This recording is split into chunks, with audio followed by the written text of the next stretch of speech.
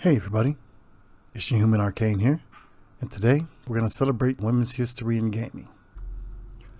Over on LifeWire, I found an article, The Most Important Women in the History of Video Games, Women Whose Influence Changed the World of Video Games, by D.S. Cohen.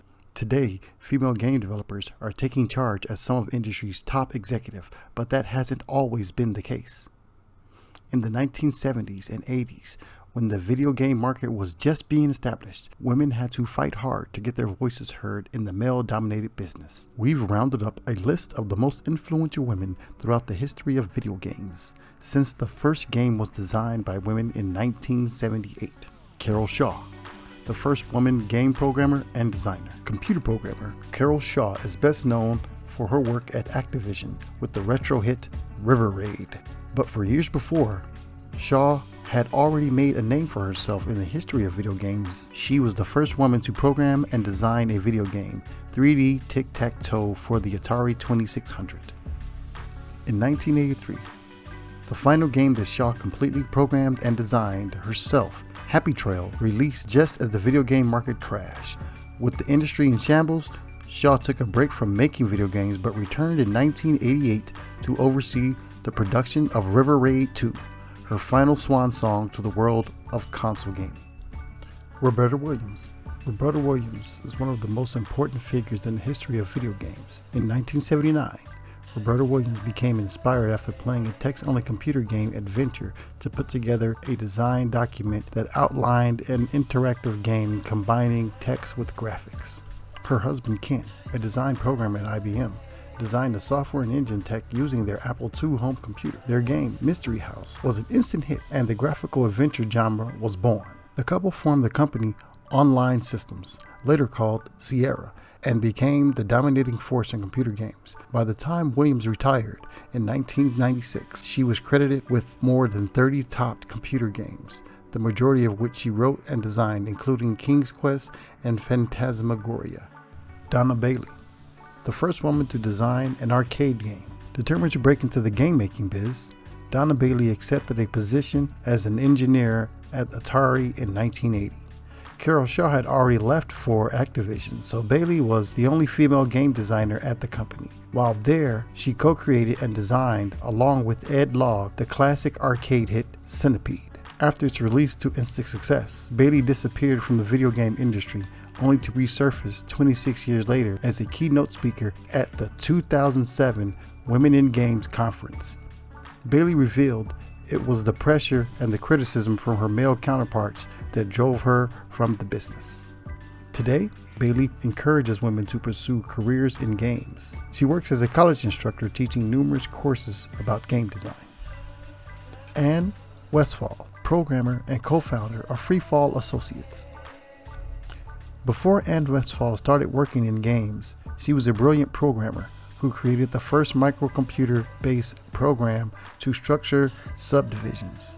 In 1981, Westfall and her husband Joe Freeman formed Freefall Associates, the first independent developer contracted by Electronic Arts. Among the games co-designed by Freeman and programmed by Westfall was the hit computer title Arkane, which at the time was EA's biggest seller. In addition to her work as a programmer and developer, Westfall also served on the Game Developer Conference Board of Directors for 6 years.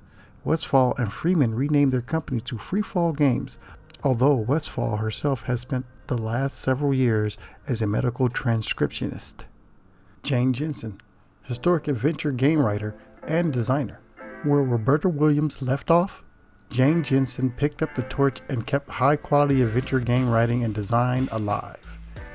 Jane worked for Williams in the early 1990s, where she got her start in creative services at Sierra, eventually writing and designing hits such as King's Quest IV and the Gabriel Knight series, and many others. Her work in classic games has molded how story and game design intertwine in modern point-and-click adventures. Jensen continued her work in computer adventure games with the line of Agatha Christie and the Women's Murderers Club PC titles. She developed her dream project, Grey Matter, with Wizardbox, and then opened a new game development studio named Pinkerton Road with her husband Robert Holmes. Jensen also writes fiction under the name Eli Easton.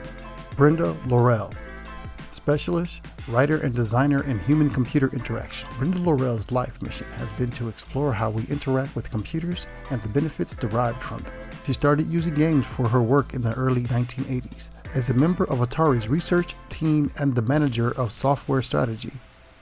In 1987, she co-produced the educational medical sim game, Laser Surgeon: The Microscopic Mission, which gave a virtual look at the technique of brain surgery. In the 1990s, Laurel continued her work with one of the strongest voices in virtual reality research and development with her company Telepresence.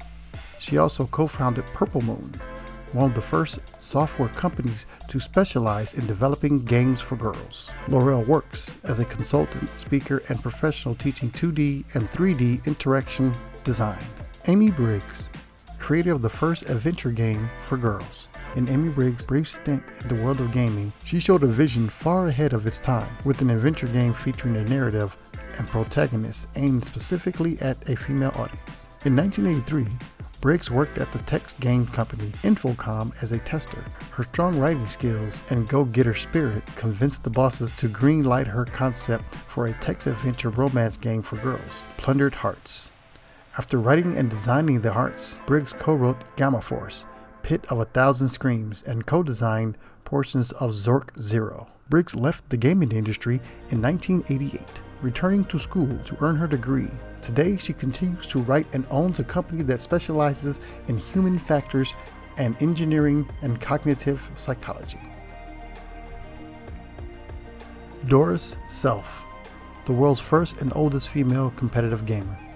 At the age 58, Doris Self was one of the first female competitive gamers when she entered the 1983 Video Game Masters Tournament and broke the world record score for Qbert with 1,112,300 points. Although her score was beaten a few years later, she continued to work towards conquering Qbert. Self was featured in a documentary, The Kings of Kong, A Fistful of Quarters, when Pac-Man world champion Billy Mitchell presented her with a Qbert arcade machine, spurring the 79-year-old Self to start competing again.